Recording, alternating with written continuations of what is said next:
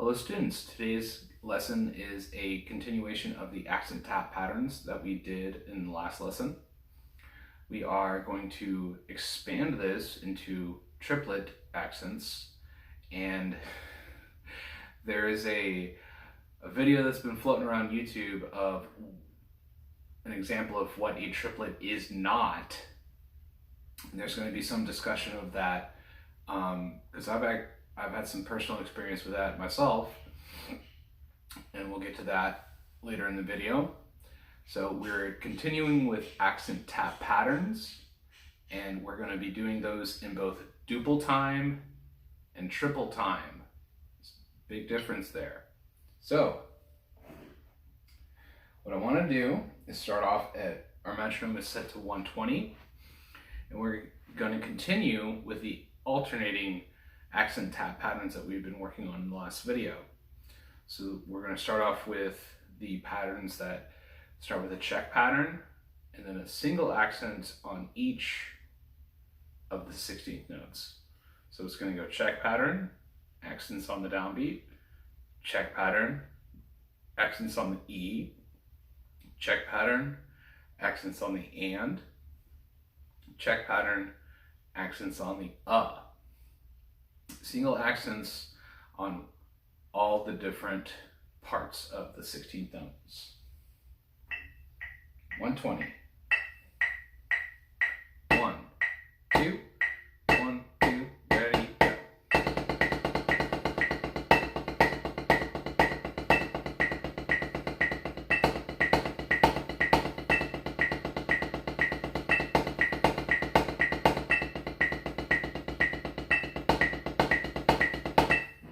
2, 1, 2, again, go.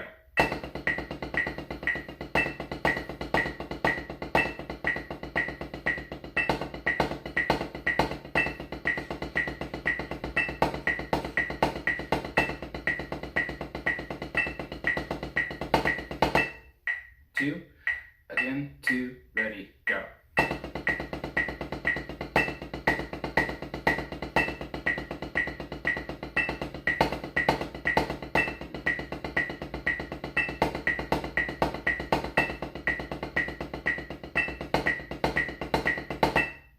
2, last time, 1, 2, ready, go.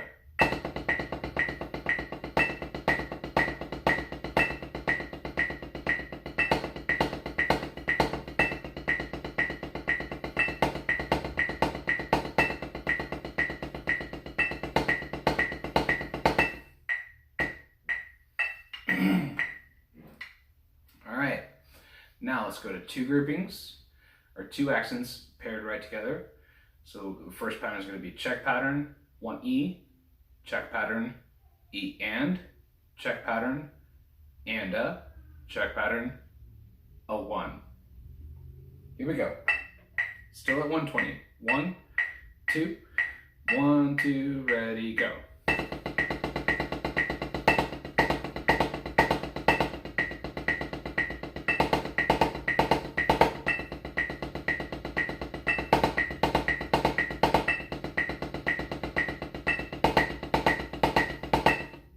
2, 1, 2, again, go. 2,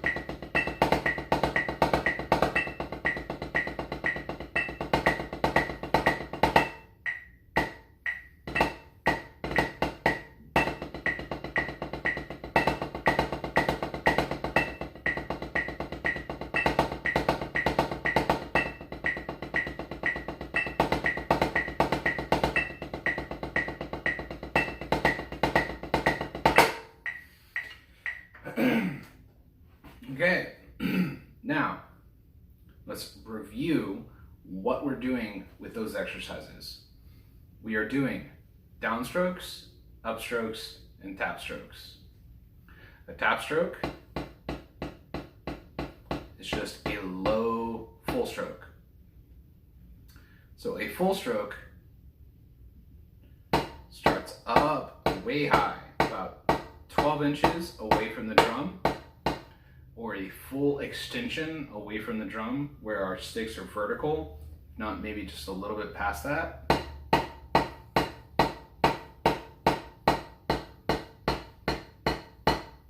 But a tap stroke starts low and ends low.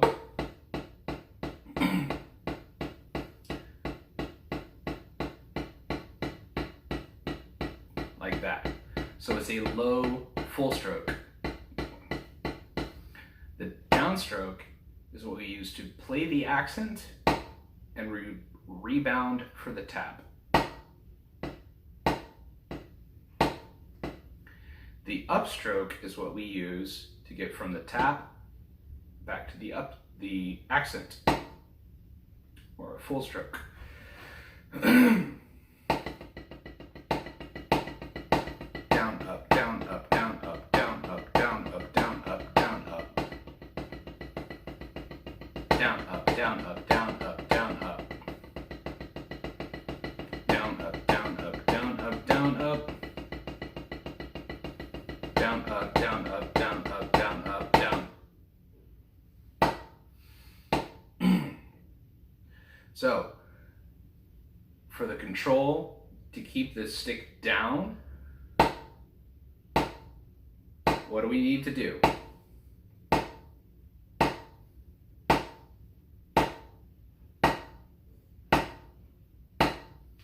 We simply keep the back of the hand, the fingers, the middle ring and pinky wrapped around the stick. To where there's no space between the fingers, the stick, and the palm.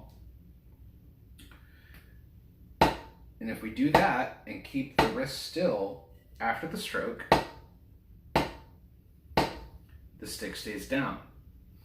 And again, we're not squeezing and we're not feeling stiff with what we do. That's a waste of energy. And we can achieve the exact same thing by just being relaxed, still,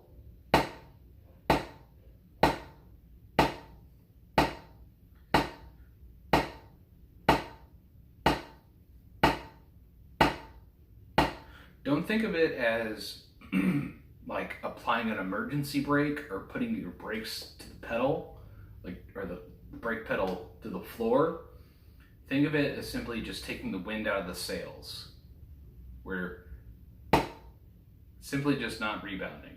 We're not stopping the stick. We're not forcing the stick to stop. We're not putting any kind of extra effort in what we're trying to achieve. We're just staying still after the stick rebounds. We're relaxed. The only thing that's stopping that stick is the fact that this wrist stays still after the rebound,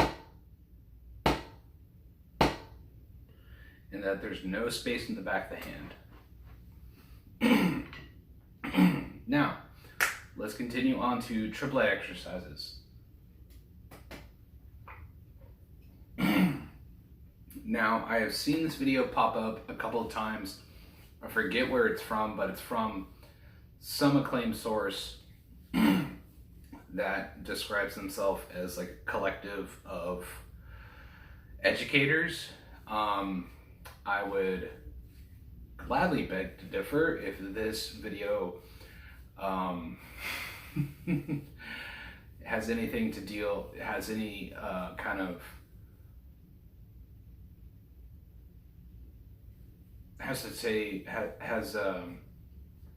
any kind of what you might expect from the other videos, because this one particular one is about playing triplets around the drum set. And what the person plays is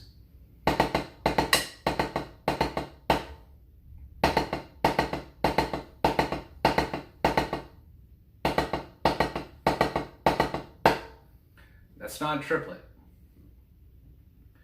We need to be very clear in our definitions here.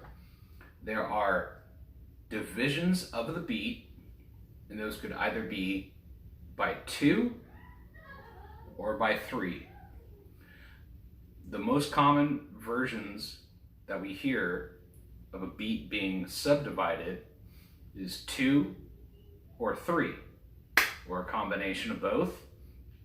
Further on, in much more advanced rhythmic theory, we have divisions of 5, 7, 11, and so on. Other higher prime numbers, because once we understand divisions of 2 and divisions of 3, and we combine those together, we can have divisions of 6, 9,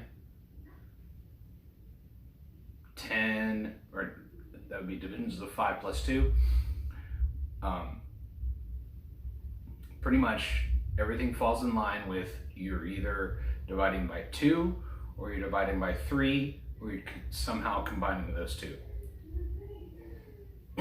So, a triplet, or playing in triple time, is we are somehow, some way, dividing a beat or a pulse into 3.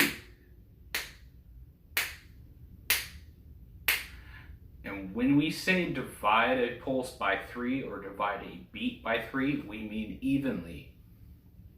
Each part of those beats, each subdivision of that beat, is evenly spaced in a certain group, and in this case 3.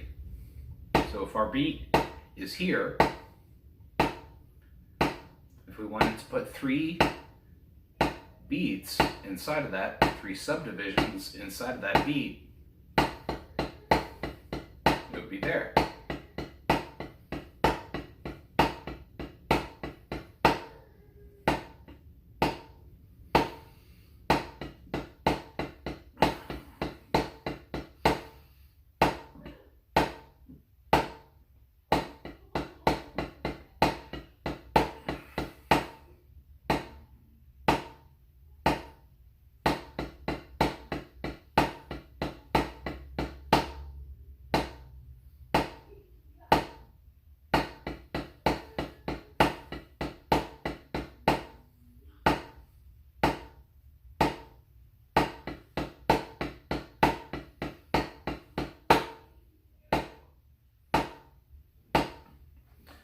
So there's a couple things I want to keep explaining about this concept.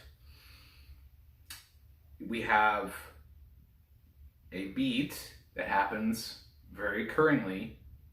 I want you to think of that as a circle. Each time I reach the top of the circle is where the beat happens. Ta, ta, ta, ta, ta, ta, ta, ta. And if we keep that, we subdivide it by 2, ta, ta, ta, ta, ta, ta. You'll notice that the beat happens here, and the subdivision, if we're focusing on 2, happens exactly opposite of that other beat. Ta, ta, ta, ta, ta, ta, ta, ta. So it's very much a motion of down, up, down, up, down, up, down, up. When we're speaking in groups of 3, we have to kind of feel a little bit different with those subdivisions and think of more that